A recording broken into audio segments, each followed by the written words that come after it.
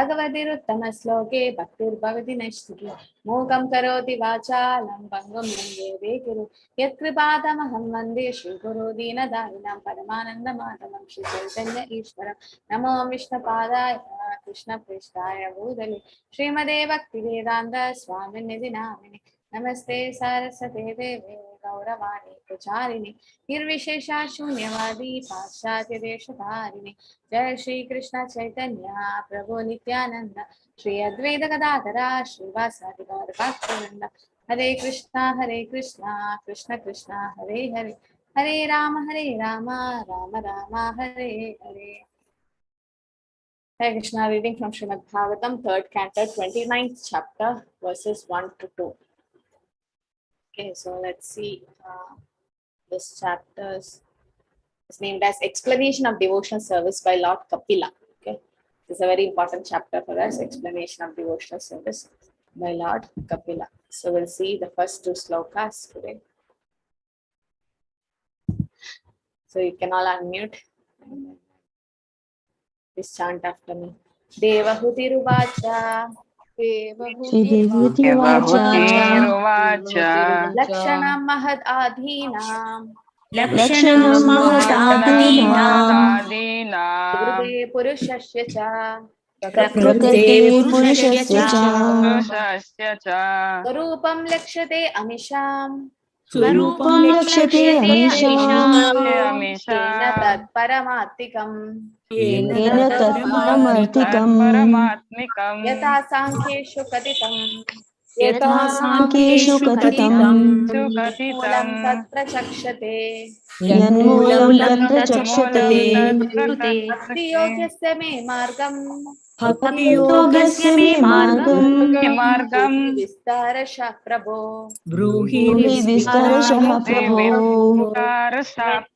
Anyone like to chant? Hare Krishna Mataji. Devahuti Uvacha Lakshanam Mahad Adinam Prakrite Purushasya cha Swarupam Lakshyate Amisham Yena Tat Paramatikam Yatha Sankheshu Kathitam Yanmulam Tat Prachakshate Bhakti Yogasya me Margam Bruhi Vistarasah Prabho. Hare Krishna Mataji. Devahuti Uvacha Lakshanam Mahat Adinam Prakrti Purushasya cha Swarupam Lakshate Amisham Yena Tatparam Arthikam Yatha Sankheshu Kathitam Yanmulam Tat Prachakshate Bhakti Yogasya me Margam Bruhi Vistarasah Prabho. Hare Krishna Mataji. Hare Krishna Mataji.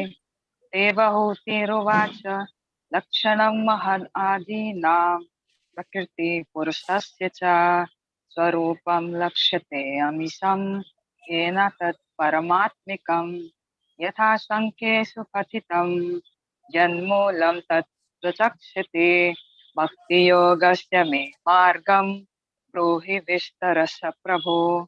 Thank you, Mataji. Hare Krishna Mataji. Devahutiruvacha Lakshanam Mahad Adinam Prakrute Purusasya cha Swarupam Lakshate Amisam Yena Tat Paramarthikam Yatha Sankesu Kathitam Yanmulam Ta Prachakshate Bhakti Yogasya me Margam Bruhi Vistarasa Prabhu. Hare Krishna Mataji. Thank you. Hare Krishna Mataji. Devahuti Lakshanam Mahad Adinam Prakrute Purushasya cha Swarupam Lakshate Amisham Yena Tat Paramartikam Yatha Sankheshu Kathitam Yanmulam Tat Prachakshate Bhakti Yogasya me Margam Bruhi Vistarasa Prabhu. Thank you, Mataji. See the synonyms. Devahutiruvacha, Devahuti said, Lakshanam, symptoms, Mahad Adinam, of the Mahat Tattva and so on, Pragrivehe, of the material nature, Purishasya, of the spirit, Cha, and Swarupam, the nature, Lakshate is described, Amisham, of those, Yena, by which, Tat Parama Athikam, the true nature of them, Yata, as Sankheshu in Sankhya philosophy, Kathitam is explained, yet of which, Moolam, ultimate end, Tat, that, prachakshate, they call bhakti yogasya of devotional service, me to me, margam the path. Bruhi, please explain. Vistarashaha at length. Prabhu, my dear Lord Kapila. Translation. Devahuti inquired, my dear Lord, you have already very scientifically described the symptoms of total material nature and the characteristics of the spirit according to the Sankhya system of philosophy. Now I shall request you to explain the path of devotional service, which is the ultimate end of all philosophical systems. Hare Krishna, Supriya Mataji. Hare Krishna Mataji. Purport by His Divine Grace, A.C. Bhakti Vedanta Swami Prabhupada Ki Jai. In this 29th chapter, the glories of devotional service are elaborately explained, and the influence of time on the conditioned soul is also described. The purpose of elaborately describing the influence of time is to detach the conditioned soul from his material activities, which are considered to be simply a waste of time. In the previous chapter, material nature, the spirit and the Supreme Lord or Supreme Soul are analytically studied. And in this chapter, the principles of Bhakti Yoga or devotional service, the execution of activities in the eternal relationship between the living entities and the personality of Godhead are explained. Bhakti Yoga, devotional service, is the basic principle of all systems of philosophy. All philosophy which does not aim for devotional service to the Lord is considered merely mental speculation. But of course, Bhakti Yoga with no philosophical basis is more or less sentiment. There are two classes of men. Some consider themselves intellectually advanced and simply speculate and meditate, and others are sentimental and have no philosophical basis for their propositions. Neither of this can achieve the highest goal of life, or if they do, it will take them many, many years. Vedic literatures therefore suggest that there are three elements, namely the Supreme Lord, the living entity, and their eternal relationship, and that the goal of life is to follow the principles of bhakti or devotional service and ultimately attain to the planet of Supreme Lord in full devotion and love as an eternal servitor of the Lord. Sankhya philosophy is the analytical study of all existence. One has to understand everything by examining its nature and characteristics. This is called acquirement of knowledge. But one should not simply acquire knowledge without reaching the goal of life or the basic principle for acknowledging knowledge, Bhakti Yoga. If we give up Bhakti Yoga and simply busy ourselves in the analytical study of the nature of things as they are, then the result will be practically nil. It is stated in the Bhagavatam that such engagement is something like husking a paddy. There is no use beating the husk if the grain has already been removed. By the scientific study of material nature, the living entity and the super soul, one has to understand the basic principle of devotional service to the Lord. Hare Krishna Mataji. Om Namo Bhagavate Vasudevaya. Om Namo Bhagavate Vasudevaya. Om Namo Bhagavate Vasudevaya. Devahutirvacha. Lakshanam mahad adhinam prakrute purushasya cha swarupam lakshate amisham yena tat paramatikam yada sankheshu kaditam yanmulam tad prachakshate bhakti yogasya me margam bruhi vishtarasa prabhu. Translation. Devaduri inquired, my dear Lord, you have already very scientifically described the symptoms of the total material nature and the characteristics of the spirit according to the Sankhya system of philosophy.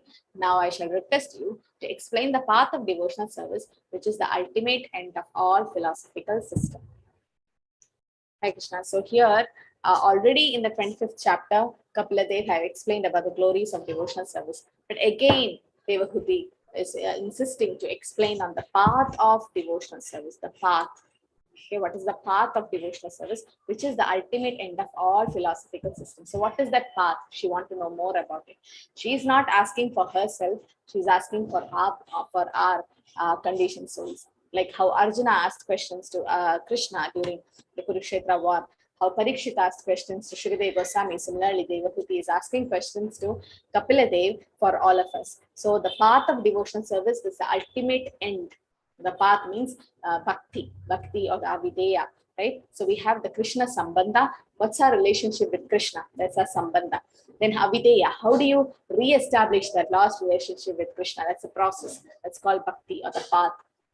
And then what you get, the prayojana, there is prema prayojana. So Krishna Sambandha, bhakti avideya, and prema prayojana. So the path of devotional service is the most important. So in 29th chapter, the glories of devotional service is elaborately explained here, because we know without bhakti yoga, we can't reach the perfection, right? So here it is said, Bhakti Yoga, devotional service, is the basic principle of all system of philosophy, and all philosophy which does not aim in devotional service is considered merely mental speculation. So Prabhupada says here there are two things, sentiment and mental speculation. So what is sentiment? If there is no philosophy, sentiments means there is no philosophical basis. That's called sentiments. So that's not the real thing. Krishna consciousness is a science. No? So Prabhupada is educating people about the science of Krishna consciousness. So once a TV reporter came to Prabhupada and asked, you people are religious people, or why, or you're sentimentally doing religious things, but why are these books for? So Prabhupada's like, who told it's a sentimental moment? It's not sentimental, it's a science. No, Krishna consciousness is a science which teach what is soul and super soul.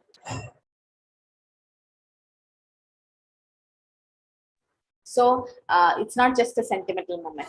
So she's like, then why you need all these books? Because we need to know the philosophical basis. If there is no philosophical basis, religion without philosophical basis is just sentimental. And we Krishna conscious people are not for sentimental attachment to Krishna. We need philosophical basis, right? To understand the soul and the super soul is Krishna.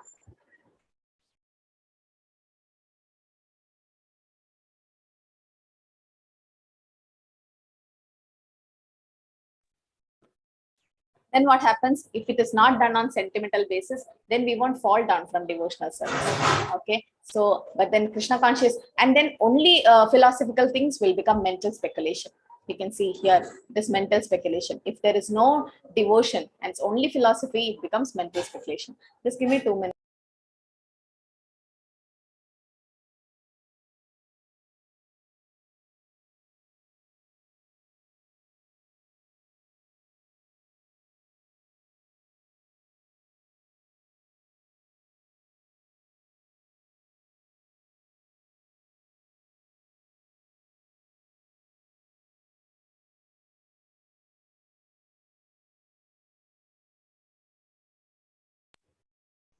Okay, so if we don't have any philosophy, then our bhakti becomes sentiments, and if there is only philosophy without religion, it becomes mental speculation.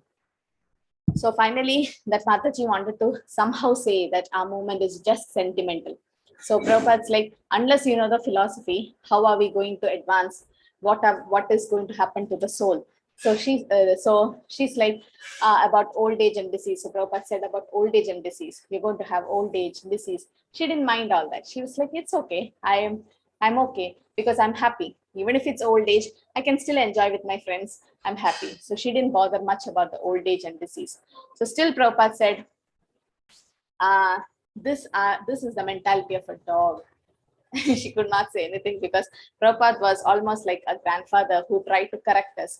So then finally, she started reading the books and tried to become a devotee. But then this is what, so Prabhupada says, Bhakti Yoga with no philosophical basis is just a sentiment.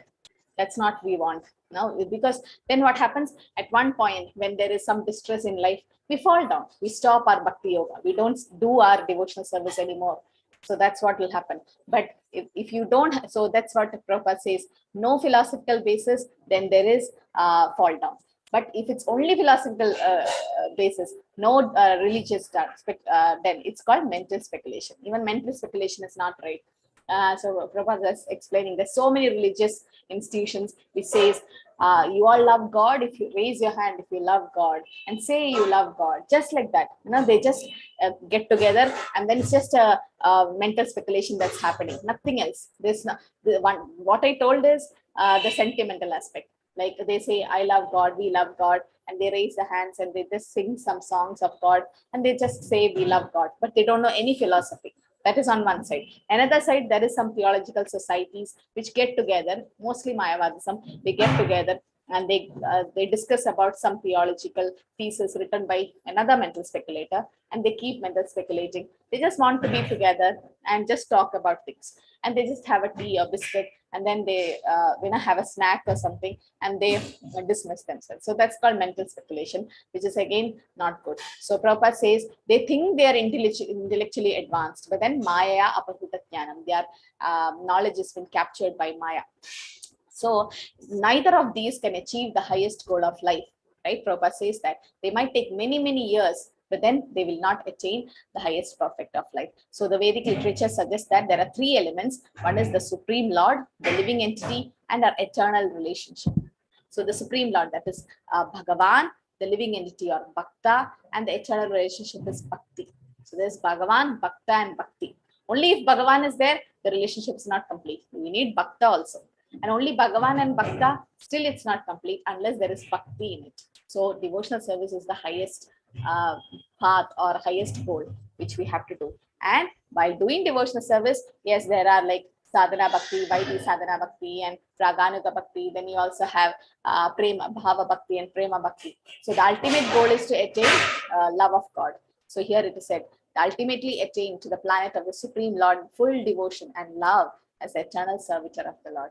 Okay, so this is our real relationship to the Lord, to be Gopi Bharta Padakamala Dasa Dasanudas, to become eternal servitor of the Lord. So if we don't, so these three things, that is the Supreme Lord, the living entity, and the eternal relationship, always exist together. Because what is that which connects the Lord and the devotee? It's bhakti, right? Krishna says, Bhakti amam abhijanati. Only through bhakti can we understand Krishna. And bhakti is the sweet relationship with Krishna. And Krishna is Akila Samrita Murti.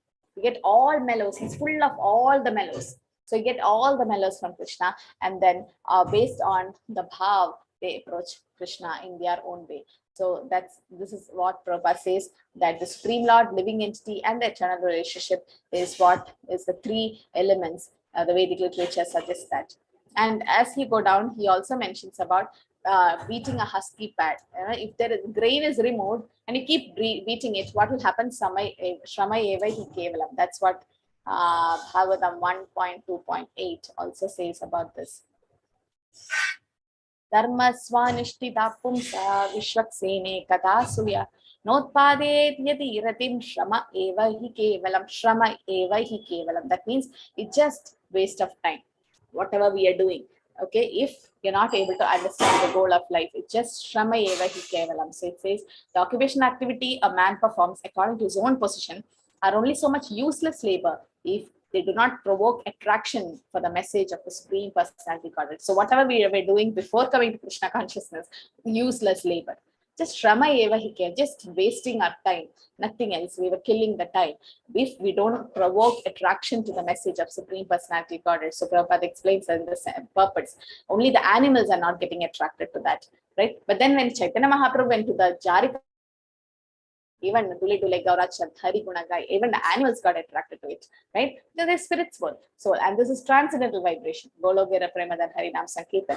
If we are not getting attracted to the Krishna, then whatever we do is just useless labor. You might be a great businessman, you might be the most scholarly person, or you might be the most beautiful or most strongest person. Whatever we have attained in this material life, it's all waste, useless labor if we don't have that attraction towards Krishna. Right? So that's what Chaitanya Charitamrita also explained. Bhagavad Bhakti Hinasya Jati Shastram Japastapa Apranaseva Dehasya Mandanam Lokarajana. It's like decorating a dead body. Now someone decorates the dead body, what's the use of it? No? So decorating the dead body, that's we don't have Bhagavad Bhakti Hinasya. If you don't have Bhakti, then your Jati, your high birth, then Shastram, your whatever Shastra, Japas, your Japa, Tapas, austerities, everything is like Pranaseva Dehasya Mandanan Logarachanam. It's like decorating a dead body. It's of no use. It's of no use, because what actually attracts us is what makes us glorified is the attraction towards Krishna. That's why even Kunti Maharani prays, right? That she says that you are Akinchana Gochara. Janmaishwarya Shrudashri Vir Edamanama Tapuman Naivarhati Abhijatumhe Tvam Akimchana Gochara. Tvam Akimchana Gochara. Krishna is Akimchana. I mean, he can be approached by materially impoverished persons, right? So she says, if you're born in a great family, in high parentage, or you have a lot of knowledge, Janma, then Aishwarya, you have a lot of wealth, Shruta, you have a lot of knowledge, and then Shri, beauty. These, if you try to increase, if you try to make a progress in these fields, then you may not get Krishna. So that is 1.8.26. If you want to, this is Kunti Stuti. there she says, these four kind of people who try to increase their wealth, who try to increase their opulences, or who is born in a rich parentage family, they can't approach Krishna sincerely. They cannot approach Krishna sincerely. So 1:826. Janmaishwarya Shuddha Shri Pir Etamanama Dapuman Naivarhadi Apita Tumbaitwam Akimchana Gochara. So Janma, like birth, Aishwarya, opulences, Shuddha, education, Shri, that is beauty. Right? So if they try to increase these things, it says your lordship cannot be approached by only those who are materially exhausted, akinchana, because those who are in the path of material progress, try to improve their parentage, opulence, education, and beauty, cannot approach you with sincere feeling.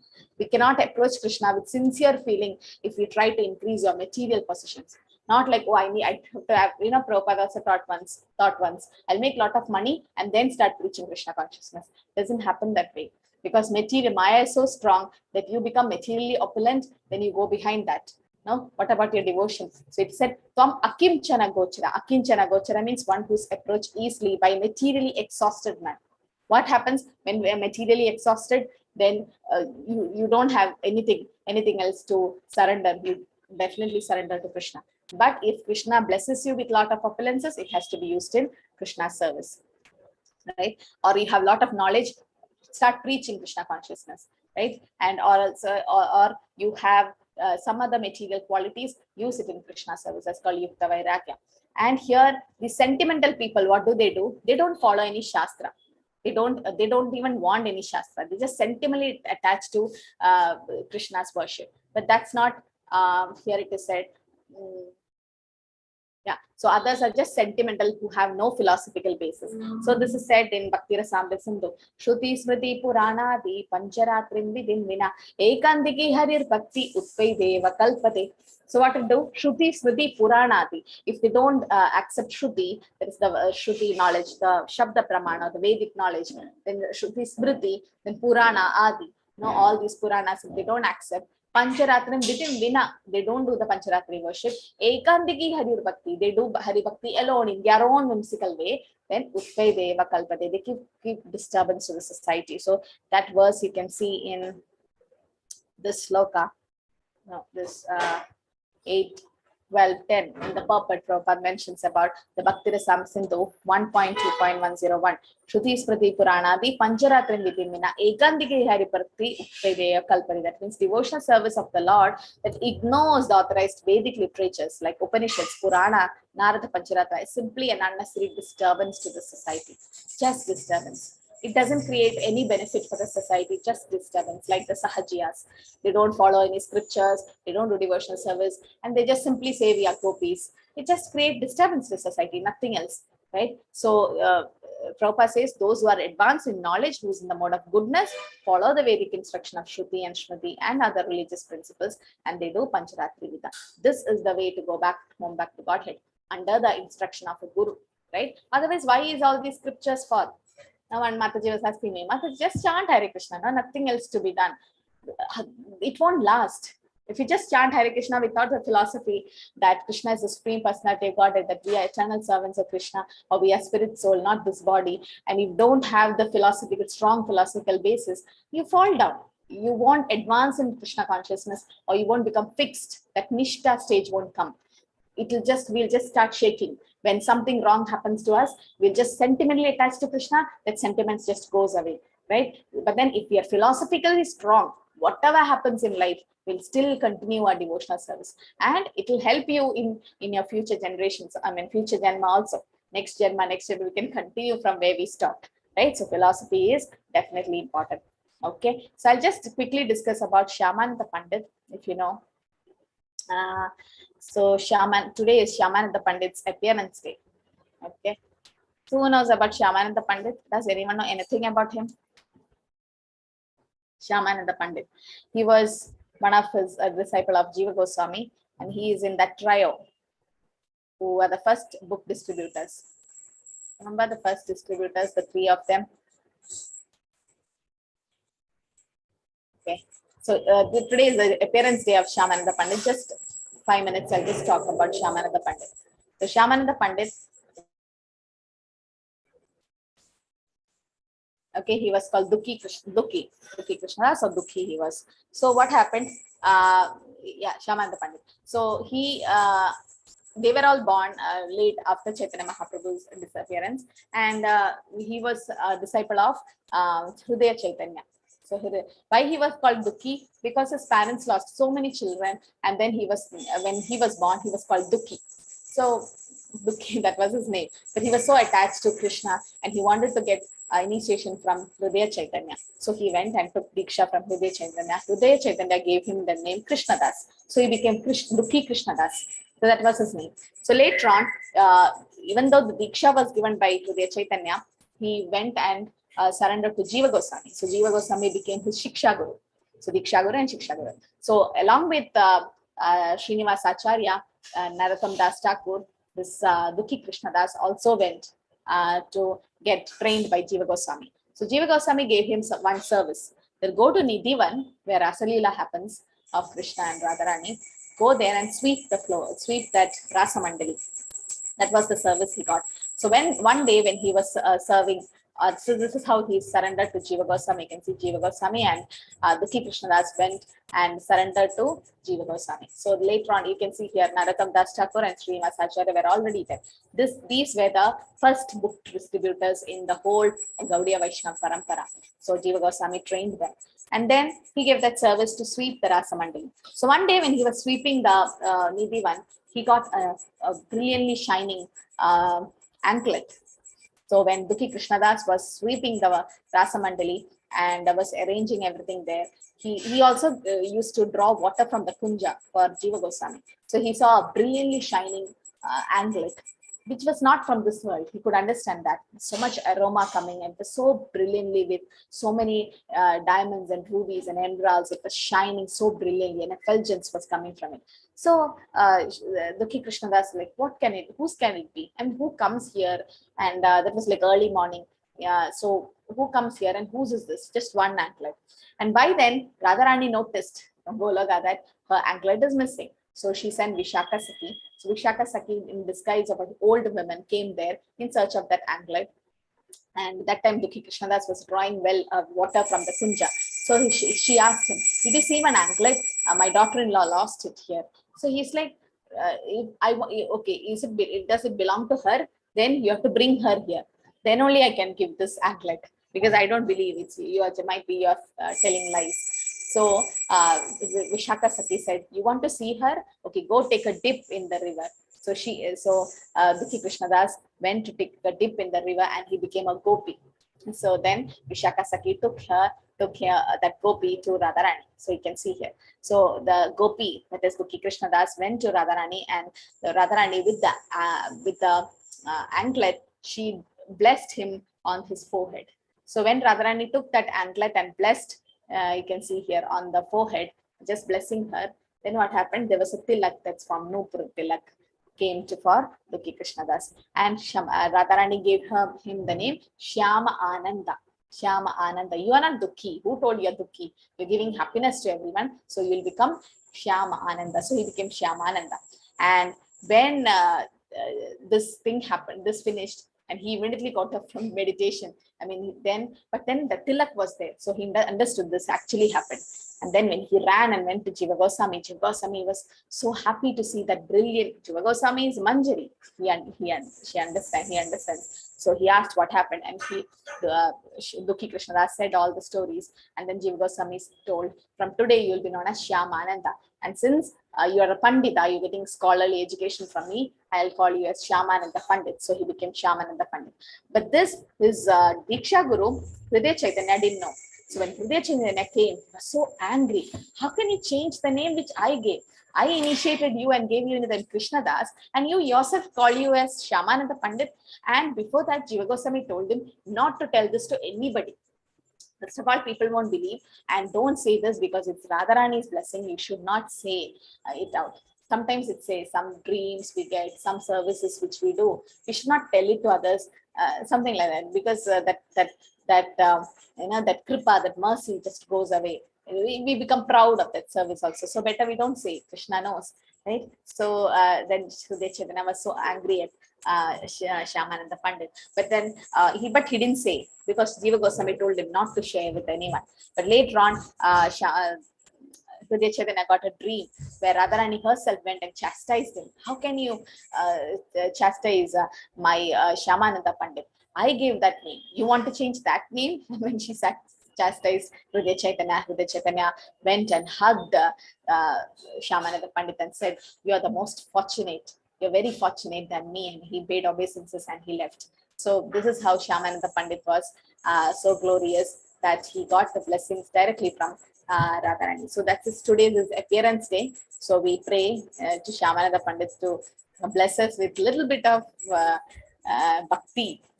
Today is that bhakti chapter we starting. So just give us little bit bhakti. We can't make Radharani appear and bless us and all like what he did, but at least little bit of that mercy. Let us also get a little bit of bhakti so that we can also continue our devotional service and be fixed in devotional service. So today's take-home lesson is we have to read Prabhupada's book, because just sentimentally getting attached to Krishna is not the right thing. We should have nice philosophical basis. Otherwise, how will we preach? How will we preach? So preaching, we need lot of nice foundation. That's why Prabhupada gave us a lot of these books. So we need to read them. At the same time, we should be devoted to Krishna. We should not just be mental speculators, mentally speculating God may be like that, God might be like this. No, read the Shastras, Shruti and Shruti and Puranas are all for us. So unless we read, we won't have, that doesn't mean we should become a bookworm or something. So someone was saying to Prabhupada, if you keep reading like this, you become a bookworm. And Prabhupada's like, better than becoming a worm in the stool, it's becoming a bookworm. So Prabhupada have wrote all these books for us. So please take advantage of it. Please read Prabhupada's book every day. Every day, make a point. How you're chanting 16 rounds every day. Similarly, you should read Prabhupada's book every day. Hear Prabhupada's lecture and read Prabhupada's book. In lecture, Prabhupada might say only the basic things, philosophy, but in the book, Prabhupada mentions so much about the philosophy. Okay. Hare Krishna, Krishna Krishna, Hare Hare, Hare Rama, Rama Rama, Hare Hare. Hare Krishna, anything to add? Are we done?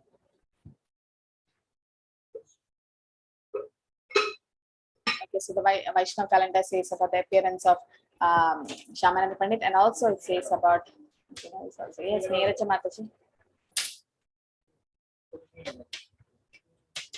Hare Krishna. Krishna Mataji. Mataji, you just now told that we should not share some things with the people. Can you please repeat that? What is that? No. Some service which you do, you should not like broadcast it. Like, I did that service, I did this service. Now we become proud of some things. So whatever service we do to Krishna, we should keep it to ourselves. In the sense, why should we make a show off that I did that service, I did this service? No, then the mercy decreases. So we should not be proud of the service. Any service it's there, we should do it, and then we should not be proud of doing that service like that.